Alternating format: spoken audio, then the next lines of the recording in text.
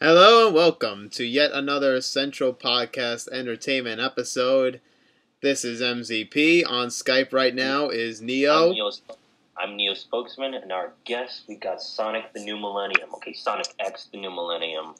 Hello, guys. Hello. Making his CPE debut. And this is our first ever Triple Threat Skype Mega Blast podcast. And let's get started. Yep, that's how we're advertising it for tonight. Okay, it's not tonight because there's still a sunset out where I am. It still counts as night. You know how it is when our parents used to tell us, you need to be back before 7 o'clock, even though it's not dark yet. Wasn't it actually to be before dark? It depends on the parents. Was there still sun out where you guys are? It all depends on what parent you have. But I'm saying, is it sunny outside still? You guys are? Yes, where I'm at, it's still sunny outside. Mike? Yeah, it's kind of still sunny here. All right, let's do this. All right. Roddy review. Yep.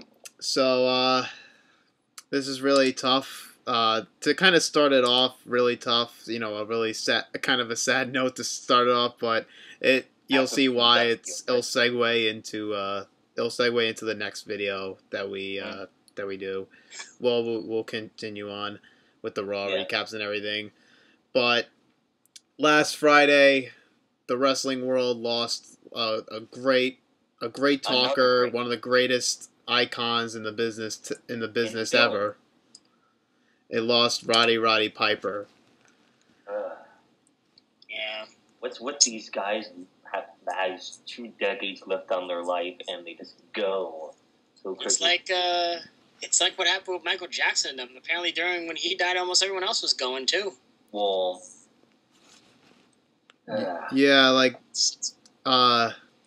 we had Dusty Rhodes pass away like last month, and that like the month before Piper, and now Piper gone. And I was like, what is going on? Like now they're dropping like flies. It's amazing.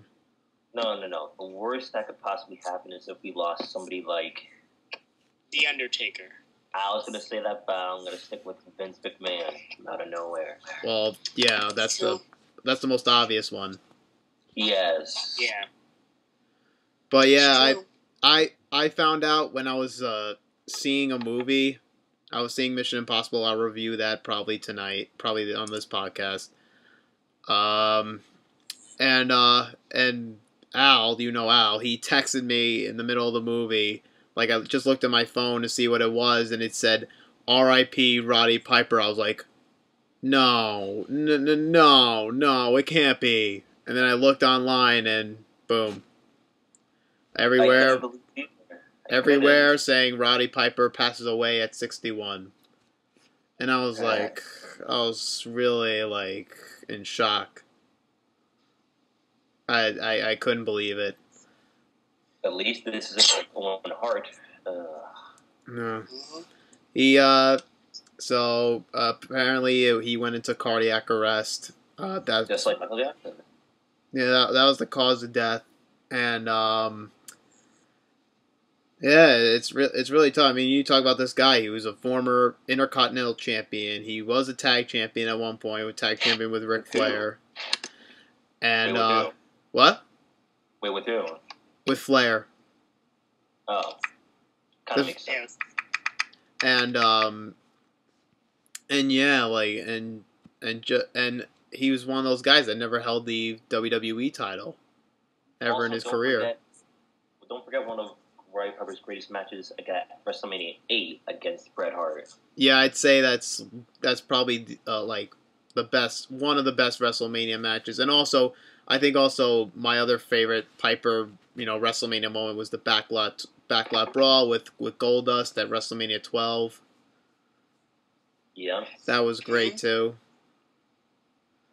And yeah, I mean, and definitely this guy was like the best talker. Obviously, great. One of the greatest moments of Roddy Piper was one of them actually was when he smashed Jimmy Snuka's head with a coconut on Piper's pit. Yep. What was the one where you threw someone through the glass? didn't see wait, that. wait. He threw. Wait, Piper? Yeah, I think it was Piper. Someone threw he threw someone into the glass, or maybe it was vice versa. This feels something like WCW than WWE. It was WWF. Okay. I don't know. When I think, that probably wasn't during your time, because that was during my time. I Well, think you're only 5 years ahead of us, but that makes a big difference. I don't know. I think you're confusing us with when Shawn Michaels slammed Marty Jannetty's head into the glass. Oh, I probably did. Yeah. Yeah. Because I don't remember. Yeah, because I don't remember Yeah. Piper doing that.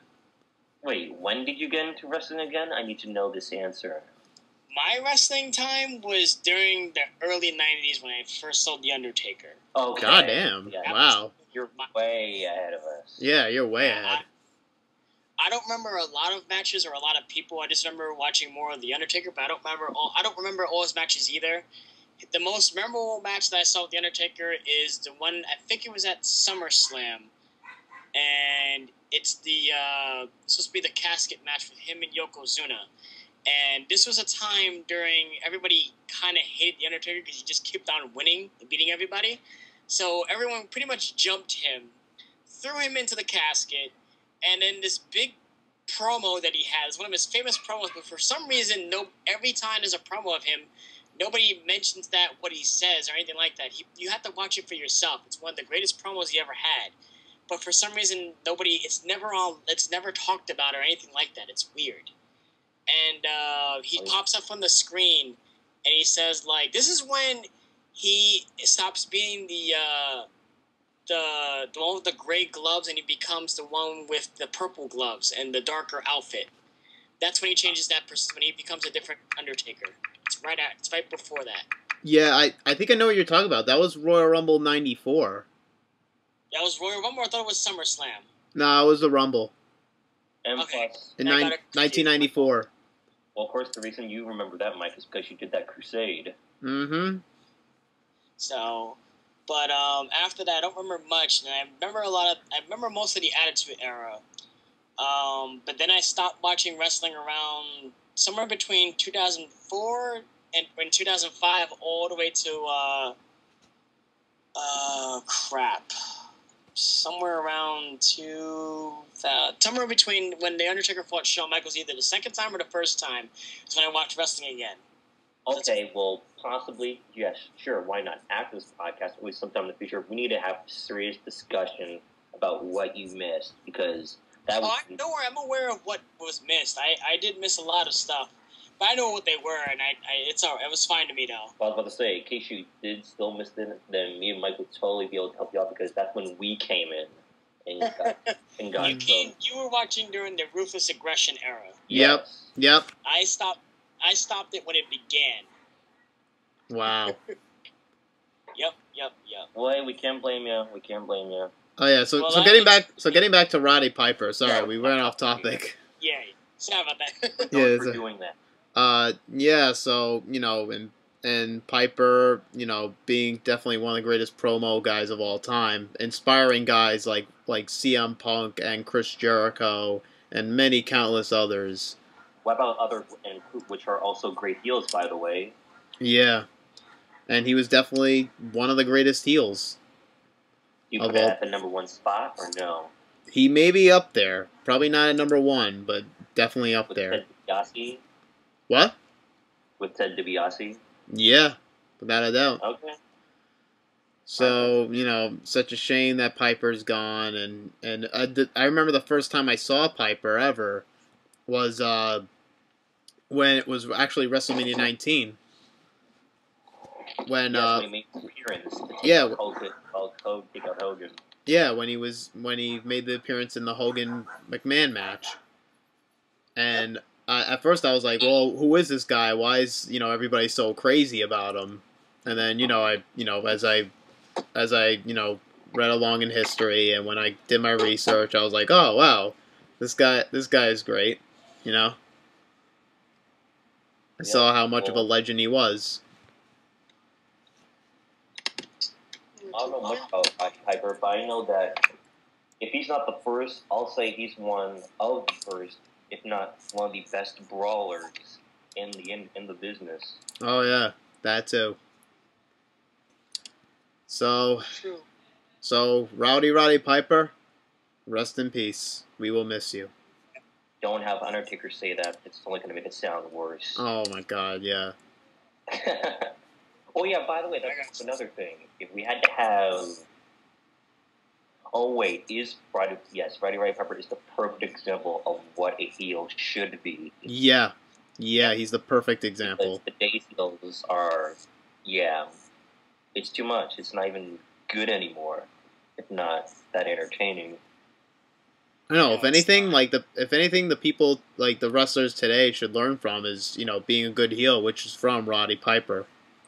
Yes, and Edge was one of the last few great heels of the business. Well. Yeah. It's a real shame. Right. It's ridiculous. Yeah. But honestly, I think one of the best heels today, if I had to choose one, is probably Kevin Owens. Yeah. Yeah, he's pretty much something that need to rush a breath of fresh air. I was gonna say, huh? He definitely is promo-wise and definitely wrestling-wise. Well, this is just me saying this, but it feels like Kevin Owens is like, I don't know what I'm saying for the third wrestler, but it feels like he's somewhat of a mix between Vader and Bam Bam Bigelow? One other person. I guess just Vader and Bam Bam, because that's the only thing those are the only people I could compare him to. Yeah, a big man that knows how to do high flying moves and power moves. Would say Prince Adam. It's not Prince Adam. Prince Albert. He was pretty athletic, but I don't think he did top rope moves like Kevin Owens does. No, he didn't. But I mean, he had a powerhouse like him, sort of. You can possibly say that because he's not the Big Show. That's for sure. He's not anywhere near the Big Show in terms of He's not the Big Show. We know that. Yeah. Big Show needs to get out of there. He needs to get out of there. I think it's time for him to retire anyway. Him and I think Kane. They both need to hang it up. They do. Oh yeah. Since we're talking about Big Show and Kane, Devon, what do you think of the Royal Rumble when Kane and Big Show took out all the great superstars like Dolph Ziggler and Dean Ambrose, and I was just booing the I was upset, but at the same time, I was like, "Is this the Big People's Rumble? What the hell? What is this going on?" That's what I thought. Is this the Big People's Rumble? And then we saw Roman Reigns come out and win. Well, no, we saw people chanting for Rusev and then come out and win. That was just kind of messed up because it was messed up. Their writing is so predictable. It's ridiculous. Well, hey, that's the second year in a row. Let's hope next year they get it right. I hope so.